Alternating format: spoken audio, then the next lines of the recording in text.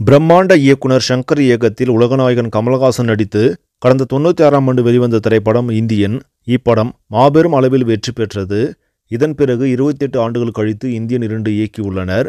இப்படத்தில் கமலுடன் இணைந்து காஜல் அகர்வால், ரகுல் பிரீத் சிங், சித்தார்த், பிரியா பவானி சங்கர், சமுத்திரகனி உள்ளிட்டோர் நடித்திருக்கிறார்கள். அடுத்த மாதம் வெளிவரவிருக்கும் இப்படத்தின் ஃப்ரீ புக்கிங் தற்போது அமெரிக்காவில் துவங்கியுள்ளது. இந்த நிலையில் இதுவரை அமெரிக்கா ஃப்ரீ புக்கிங்கில் மட்டுமே 3.60 லட்சத்திற்கு மேல் இப்படம் வசூலித்துள்ளது என தகவல்கள் தெரிவிக்கின்றன.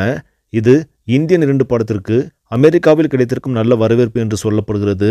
இந்தியன் 2 படத்தை தொடர்ந்து இந்தியன் 3ஆம் பாகமும் வெளிவர உள்ளதும் நாம் கவனிக்க வேண்டிய ஒன்றாகும். விக்ரம் படத்தை போலவே இந்த படமும் மாபெரும் வெற்றி பெற்று கமல்ஹாசனை மீண்டும் நம்பர் 1 நடிகராக மாற்றும் என்று எதிர்பார்க்கப்படுகிறது.